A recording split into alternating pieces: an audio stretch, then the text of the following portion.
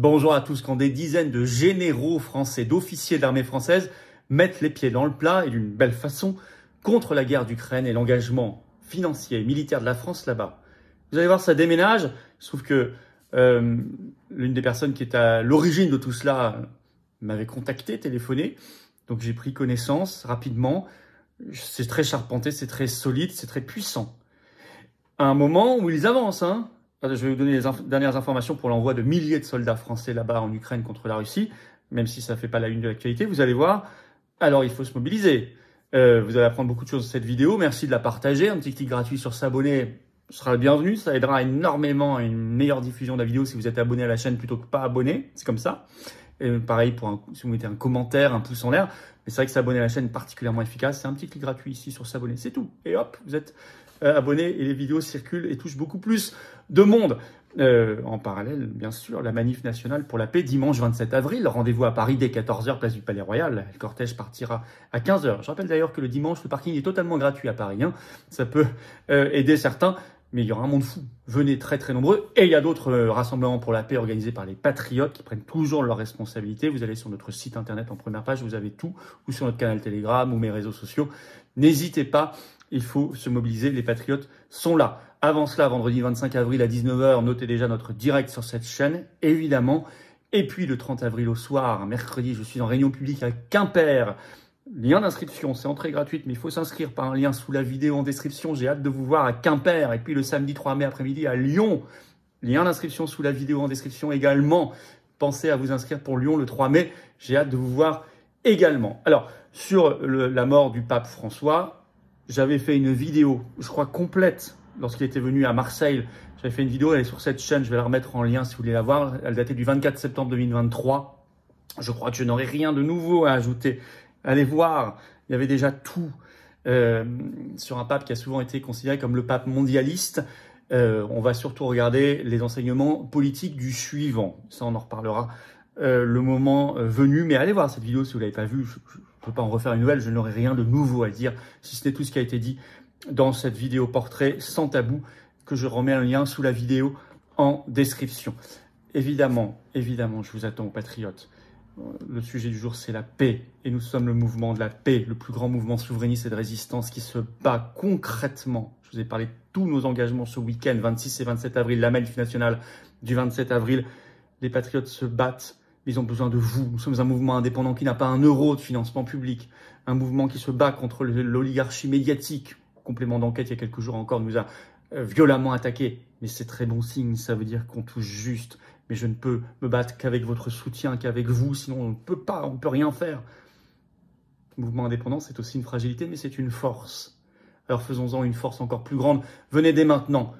Vous pouvez adhérer ou réadhérer aux Patriotes dès maintenant par le premier lien sous la vidéo en description et vous battre avec nous pour ces très belles valeurs, pour la France libre, l'avenir. Vous pouvez également faire un don au mouvement pour lui permettre de faire des actions concrètes, sinon on ne peut pas. Faire un don au mouvement, c'est maintenant le deuxième lien sous la vidéo en description.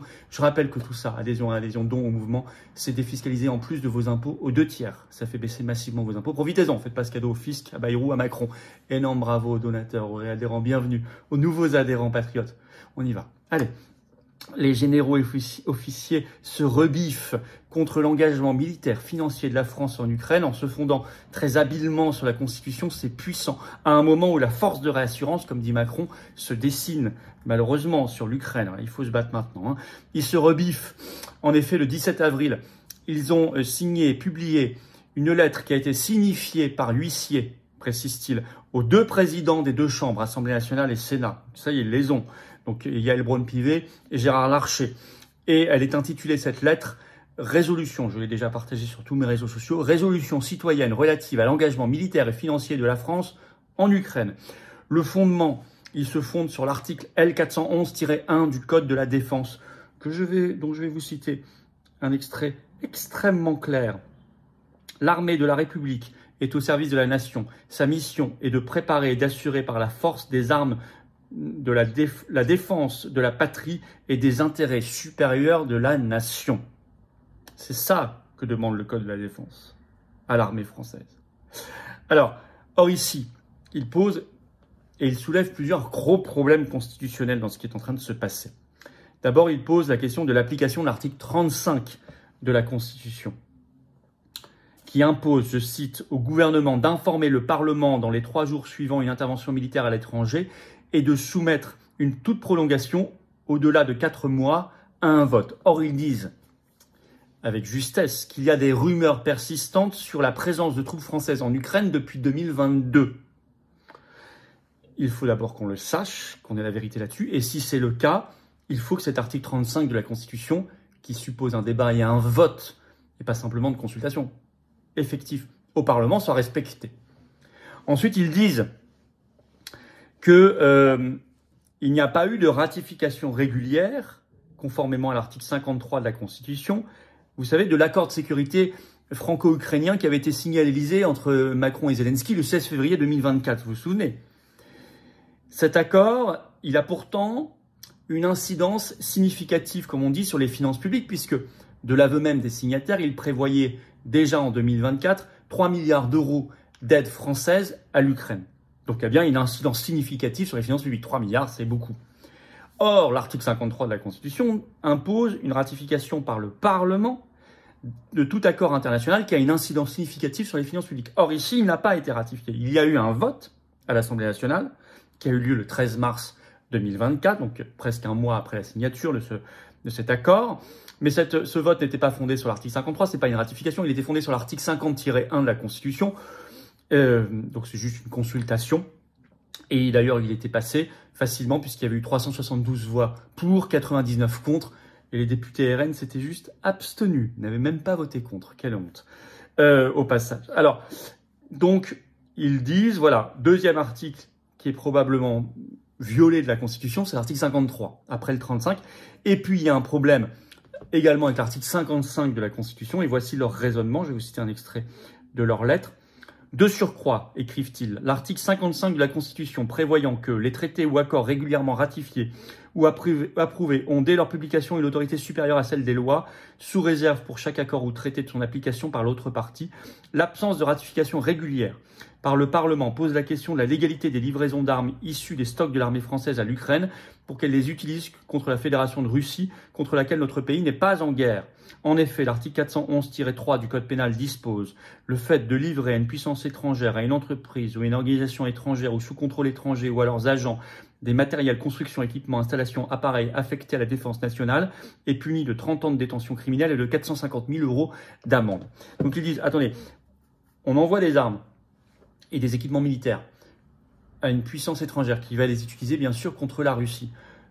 Or, il n'y a pas d'accord ratifié devant le Parlement pour le faire. Donc c'est contraire à la Constitution et à l'article 411-3 du Code pénal que je viens de citer, qui prévoit des peines très très lourdes. Donc on voit que c'est une résolution extrêmement charpentée. J'avais été donc appelé personnellement le 18 avril en soirée, pour être tout à fait, par un numéro que je ne connaissais pas, j'ai décroché, puis on a discuté. Ensuite la personne m'a envoyé un SMS avec déjà le texte et le détail. C'est l'un des signataires, l'un des instigateurs, et j'ai lu, j'ai pris le temps de regarder le sérieux du travail, de vérifier, et c'est très très très bien fait. Et donc j'ai dit mon désir de donner un coup de main et de relayer massivement, parce que je pense que c'est très utile, car au moment où j'enregistre cette vidéo, il y a déjà, à ce jour, 20 généraux et amiraux de deuxième section signataires, mais également 56 colonels, 38 lieutenants-colonels, 19 commandants, 48 capitaines, 71 lieutenants et majors, également des adjudants-chefs, des sergents-chefs, par dizaines, et des civils déjà par milliers. Alors c'est très puissant. Attention, il y a les noms, hein. Là je vous donne les chiffres parce que j'ai compté. Mais bien sûr, tous les noms, les grades, tout ça, ça y est. C'est très puissant. Vous imaginez la force du symbole et la force de l'impact. Dans un contexte où on en a besoin. Un article de Ouest France publié le 18 avril a fait le point. Le titre « Où en est la force de réassurance que l'Europe souhaite déployer ?» Donc en Ukraine. Je vous lis rien que le chapeau déjà de l'article. Les discussions concernant le déploiement d'une force occidentale en Ukraine en cas de cessez-le-feu se poursuivent en ce printemps 2025. Les tractations, qui ont connu un nouvel épisode à Paris ce 17 avril, ça n'est pas vieux, ont permis d'affiner le profil du contingent qui pourrait être déployé même si de nombreuses inconnues subsistent. On parle, je cite cette enquête, d'une force de 10 à 30 000 hommes quand même, issus de 37 pays de ce que Macron appelle la coalition des volontaires, sous commandement franco-britannique, avec beaucoup de soldats français et britanniques, mais aussi, en moindre nombre, des pays baltes, de Finlande, de Suède, d'Allemagne et peut-être d'Espagne et peut-être de Turquie. Plus soutien logistique, financier et de renseignement d'autres puissances, notamment le Japon. Les États-Unis sont en dehors de tout ça. C'est écrit dans l'article de la grande enquête de Ouest France. Je vous cite un extrait. Comme le note l'agence France Presse, Washington n'a pas fait connaître sa position sur le sujet de l'aide qu'elle pourrait apporter ou non à cette force, largement issue des pays membres de l'OTAN, mais déployée hors du cadre de l'Alliance Atlantique. Il y a des questions extrêmement sensibles, je dirais même ultra sensibles, qui n'ont pas été tranchées, comme par exemple la question des règles d'engagement. Ça veut dire que, imaginez, vous avez un soldat français là-bas. Il est blessé ou il est tué par exemple, une attaque russe ou une contre-attaque russe. Qu'est-ce qu'on fait? Ça s'appelle les règles d'engagement. Qu'est-ce qu'on fait? Je vous cite ce qu'en dit cette enquête de Ouest France. Plus concrètement, il y a également la question des règles d'engagement qui seront appliquées à cette force occidentale. La question, c'est s'il y a une rupture de cessez-le-feu et qu'un Français est tué, qu'est-ce que cela implique? Quel processus sera lancé? Explique Eva Pejovova, chercheuse au Centre sur la sécurité, la diplomatie et la défense de l'Université de Bruxelles en Belgique. En d'autres termes, la France répliquera-t-elle? Et si oui, comment? Pas la moindre des questions à trancher. Ah oui, en effet, explique Ouest France. Oui, si la France riposte, je rappelle que c'est contre une puissance nucléaire qui s'appelle la Russie. Bon, on en est là. Donc je crois que c'est un contexte très dangereux. Tout ça avance sans aucun débat public, sans aucun vote parlementaire. Et les parlementaires ne font pas le boulot. C'est eux qui devraient être en train de vous parler de l'article 35, 53, 55 de la Constitution, du Code de la Défense, du Code pénal. Ils ne le font pas. C'est eux qui devraient mettre des milliers de gens, des dizaines de milliers de gens dans la rue. Ils ne le font pas. C'est eux qui devraient exiger un vote. Ils ne le font pas. D'aucun parti au Parlement, vous avez remarqué. Donc, des militaires font le boulot, des mouvements politiques, les patriotes font le boulot, et il faut le faire. Parce que là, on parle de choses quand même très importantes. Et au-delà même, de toute façon, engagement militaire, même si il n'a pas lieu cet engagement militaire à la fin, et je l'espère, et je me bats de toutes mes forces pour qu'il n'ait pas lieu. Déjà, aujourd'hui, de toute façon, on envoie des armes et des milliards d'euros, et on fait la poche des Français à côté, on leur impose 40 milliards d'austérité. Ça suffit, quoi. De toute façon, ça suffit déjà maintenant. Donc, merci de partager cette vidéo, elle est très importante. Pour ça, vous aiderez à un meilleur partage en vous abonnant à cette chaîne YouTube par un petit clic gratuit sur s'abonner ici. Hop, un petit clic, pensez à vous abonner à la chaîne, vraiment, ou réabonner, et vous verrez, la vidéo touchera plus de monde. Merci à vous pour ce coup de pouce. La manif nationale, c'est ce dimanche 27 avril à Paris. Rendez-vous 14h, place du Palais Royal. Le cortège, il partira à 15h, mais venez après parce qu'il y aura beaucoup de monde. Amenez des drapeaux français, ramenez du monde avec vous, faites du covoiturage. Allez voir nos autres rassemblements pour la paix organisés par les patriotes, nos formidables référents et leurs équipes partout en France sur notre site, les-patriotes.fr. C'est important d'être très, très, très nombreux. Très nombreux.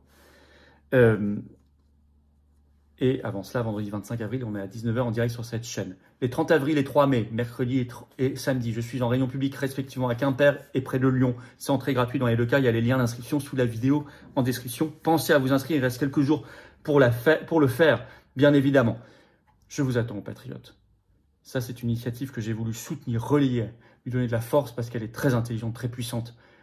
On se bat. Nous, on ajoute nos actions. On se bat. On se bat et on lâchera pas le morceau. On veut la liberté, on veut la paix, on veut la souveraineté de la France et du peuple français. On veut l'espérance et l'avenir pour tout le monde. Mais je ne peux pas le faire sans vous, je ne peux le faire qu'avec vous. Et vous, restez pas seuls. Et vous venez, vous êtes les bienvenus, il y aura une place pour vous, comme adhérents, réadhérents ou donateurs au mouvement indépendant. Je le rappelle, plus grande force souverainiste de France, mais qui n'a pas 1 euro de financement public ni d'aide des banques, rien. Avec vous, on y arrive. Ensemble, on y arrive. Vous pouvez adhérer ou réadhérer aux Patriotes dès maintenant par le premier lien sous la vidéo en description. Ce lien est également en commentaire épinglé, une petite fiche sur l'écran maintenant et dans quelques secondes un lien sur l'écran pour le faire. Vous pouvez faire un don au mouvement pour nous permettre de faire des actions, sinon on ne peut pas. C'est le deuxième lien sous la vidéo en description pour le faire. Les liens pour adhérer, réadhérer ou faire un don au mouvement sont également sur notre site les-patriotes.fr. Tout est défiscalisé par ailleurs de vos impôts aux 2/3 de ce que vous mettez. Vous mettez 30 euros, ça enlève 20 euros de vos impôts. Faites pas ce cadeau à Bayrou ou Macron. Vous donnez à une force indépendante, les Patriotes, non aidé publiquement, qui fait et qui ne vous a jamais trahi, jamais, qui ne le fera jamais. Vous mettez, je sais pas, 300 €, ça enlève 200 € de vos impôts. Vous mettez 3000, ça enlève 2000. Vous mettez 60, ça enlève 40. Vous avez compris. Bravo aux donateurs, aux réadhérents aussi. Bienvenue aux nouveaux adhérents patriotes. Et vive la France.